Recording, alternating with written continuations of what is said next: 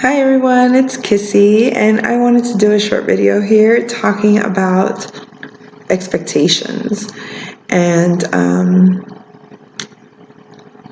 how to handle when others' choices and decisions are going to affect you.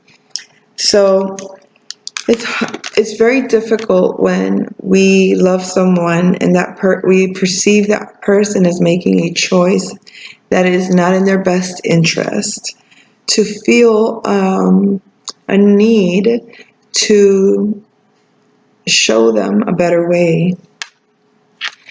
I have learned that when people are determined to do things their way, the best solution sometimes is you can only ever just give them a perspective. But if you have an expectation that they must follow your way, and that the only way that you would be in alignment with them is if they're only doing it your way, then you're creating an opposition when it comes to relating with that person, because that person is choosing their way based on the information they have. If they're not willing to accept new information, or if they're not willing to budge on their space, on where they stand, then we cannot feel obliged to continue to push them, or not obliged, I'm sorry, obligated to, we can't obligate them to do things our way, even if our way is better. So in the best interests of the person. Not too many people can accept allowing others to be, because it would then mean that your reality would not be comfortable.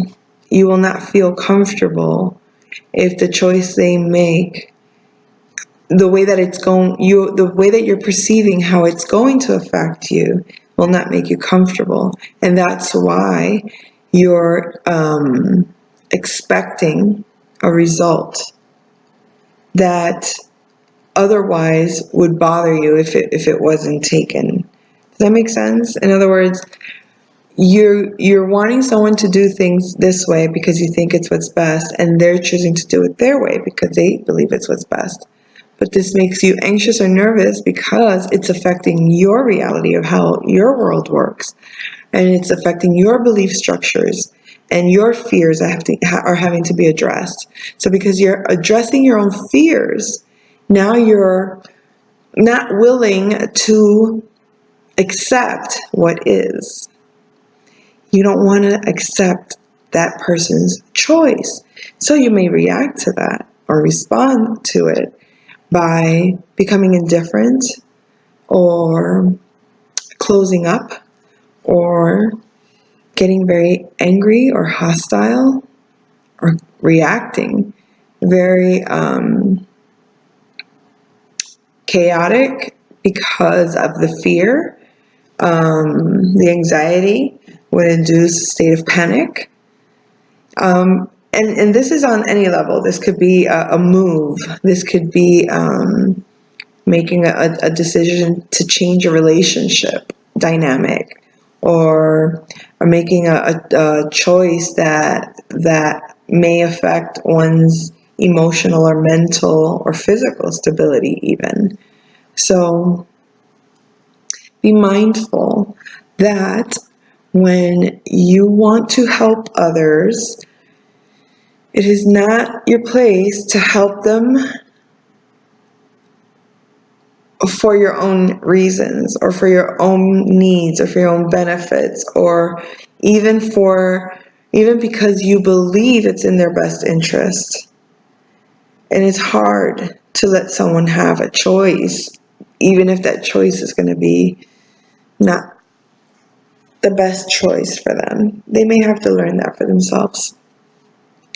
And all we can do is support them in that process and help them, understand that there are options available that are win-win. There are ways to win. I don't know why I started talking about that. Win-win. Oh, because the fear process would create a win-lose situation. So I want you to understand that there's nothing to lose here. Only how you're perceiving the situation is what you need to focus on. If something is being perceived negative, you have to ask yourself, what is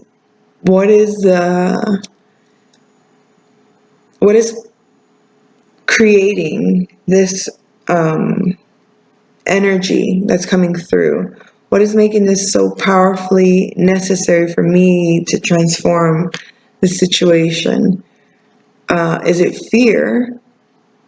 Or because you're acting outside of yourself, that indicates fear, or that indicates taking control measures, not trusting the process within and allowing it to unfold the way it's meant to unfold without you being in the way of it. So you establish first that you cannot blame outside of you. You establish that you have to respect others' choices and decisions. Then you have to make conscious awareness, have conscious awareness of how you're actually feeling about why a choice outside of you is affecting you internally. And if it's fear, face that fear and really look through the illusion of the fear, because it's an illusion. If it's fear, it's ultimately going to lead to death. That's the ultimate fear, will always lead to death. So just play with it and ask yourself, what is this fear? Oh, they're going to leave me. And if they leave me, then they're going to, go, I'm going to get sick because I'm heart sick and then I'm going to die. Or, oh, they're going to choose this thing that's going to, change my whole life, and I'm going to get so scared and then eventually I'm going to die. I mean, that's just the way fear plays out eventually. That's the end result of fear. Fear will always take you to the end result of death. So don't fear. Don't fear someone else's choice outside of you. Ask yourself, why is this making me feel unstable on the inside? If you're feeling unstable, then you need to have some process within you that stabilizes you. So some comfort measures may be like listening to some high vibrational music, or talking things out to yourself. Maybe in the shower. I like to talk in the shower. It's soothing. You have the water healing the emotional body. You're not around the energy that's putting you in a state of fear. You're removing yourself from the energy so you can get a clear head. You go outside and you ground yourself. You stand on a firm ground and you just release fear. And then you'll start to notice that maybe the situation is not as bad as you thought. And then you realize you prevented a big blowout. I hope you guys enjoyed it. Have a nice day.